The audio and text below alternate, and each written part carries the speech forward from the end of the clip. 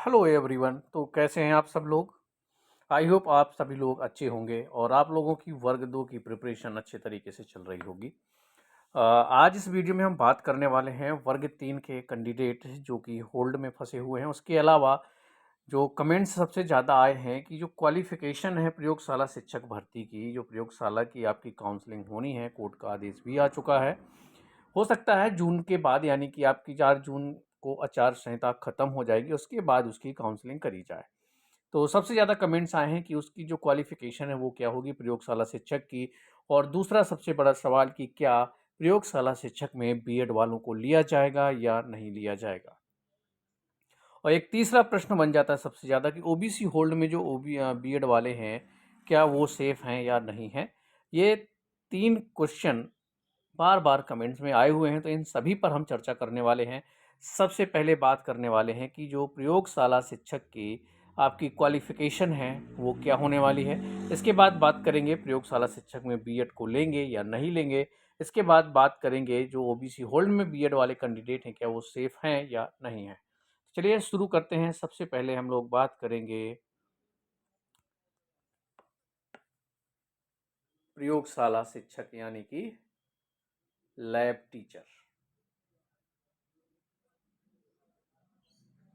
Lab teacher की qualification क्या होगी, ये सभी को जानने की इच्छा है। तो सबसे पहले मैं आपको बता दूं, इसके लिए आपकी 12th होनी चाहिए, साथ में आपका डीएड होना चाहिए। अभी हम पूरी बात करेंगे, एकदम से घबराना नहीं है कि 12th कौन से सब्जेक्ट से होना चाहिए। मतलब ये कंपलसरी है कि आपका 12th और डीएड होना चाहिए। लैब टीचर जो है प्रयोगशाला शिक्षक की भर्ती है, वो आपकी जो पोस्ट है वो वर्ग 3 की है, यानी कि प्राथमिक शिक्षक की पोस्ट है। लेकिन आप लोगों की पोस्टिंग जो है वो हाई स्कूल और हायर सेकेंडरी में होगी, क्योंकि लैब वहीं पर आपकी होती है।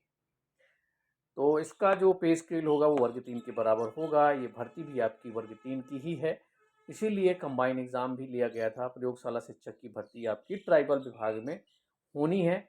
उसके लिए टीआरसी पोर्टल में बाकायदा रोस्टर जारी कर दिया गया था और कहा गया था कि जैसे ही ये काउंसलिंग ख़त्म होती है उसके बाद हम लैब टीचर की काउंसलिंग करेंगे। और उन्होंने रीज़न दिया था कि इसकी जो क्वालिफ़िकेशन है वो अलग है। तो क्या क्वालिफ़िकेशन अलग है, उस पर चर्चा करने वाले हैं। अब आपका जो 12th है वो किस स्ट्रीम से होना चाहिए, यानी कि किस सब्जेक्ट से होना चाहिए कि आप लोग लैब टीचर यानी कि प्रयोगशाला शिक्षक के लिए एलिजिबल हैं। तो इसमें आपका साइंस स्ट्रीम होना चाहिए। अब साइंस में आपके 2 सब्जेक्ट आ जाते हैं, एक तो आपका आ जाता है मैथ। अगर आपकी 12th मैथ से है और साथ में आपका डीएड है, तो यहीं से आपको समझ में आ गया होगा कि जब अब प्रयोगशाला शिक्षक की तीसरी काउंसलिंग समझ लीजिए उसको, या प्रयोगशाला शिक्षक की जब भी अब काउंसलिंग होंगी उसमें सिर्फ और सिर्फ डीएड को ही मान्य किया जाएगा। और अगर आपने बायो से 12th किया हुआ है, साथ में आपका डीएड होना जरूरी है।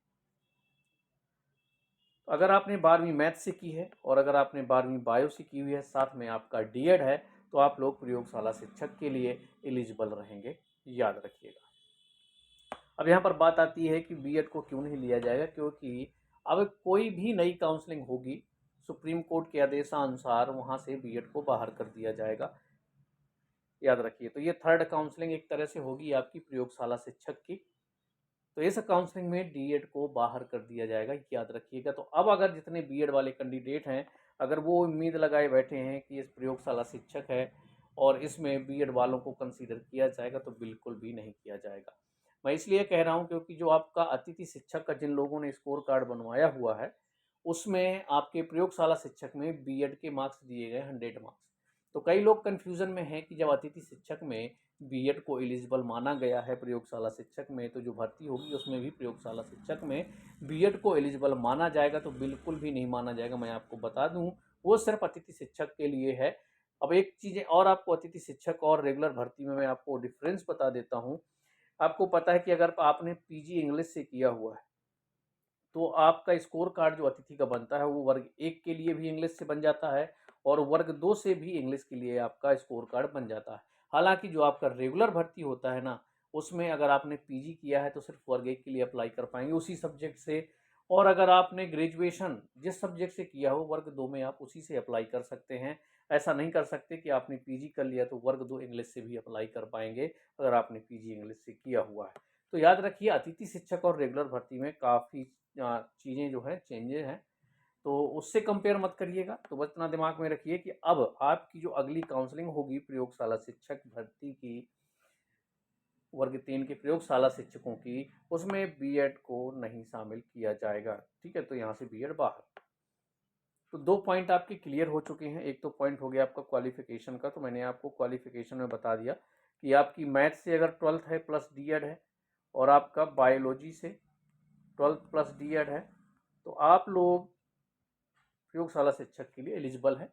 जो काउंसलिंग होगी वो इसी क्वालिफिकेशन के अकॉर्डिंग आपकी होने वाली है। दूसरा पॉइंट भी क्लियर हो गया कि बीएड को इसमें शामिल नहीं किया जाएगा प्रयोगशाला शिक्षक भर्ती में, क्योंकि अलग से अब काउंसलिंग होनी है। अब एक अगला पॉइंट आ जाता है आपका कि जो कैंडिडेट होल्ड है ओबीसी के वर्ग 3 में, ठीक है, ओबीसी के जो आपके होल्ड कैंडिडेट हैं उसमें बीएड वाले कैंडिडेट हैं अभी भी जो होल्ड, और अगर होल्ड ओपन होता है तो क्या बीएड वाले एलिजिबल रहेंगे, उनको ज्वाइनिंग मिलेगी या नहीं मिलेगी, ये सबसे बड़ा सवाल है। तो मैं आपको बता दूं, पहले भी बता चुका हूँ कई बार कि ये गवर्नमेंट के ऊपर भी है, क्योंकि 284 कैंडिडेट ऐसे हैं ऑलरेडी अभी जिनको 11 अगस्त के बाद 11 अगस्त 2023 के बाद ज्वाइनिंग दे दी गई थी, और अब उनको बाहर नहीं किया जाएगा, और इनको जिनको ज्वाइनिंग मिल चुकी है। जो ओबीसी होल्ड में बीएड वाले कैंडिडेट हैं वो लोगों की भी प्रक्रिया पूरी हो चुकी है।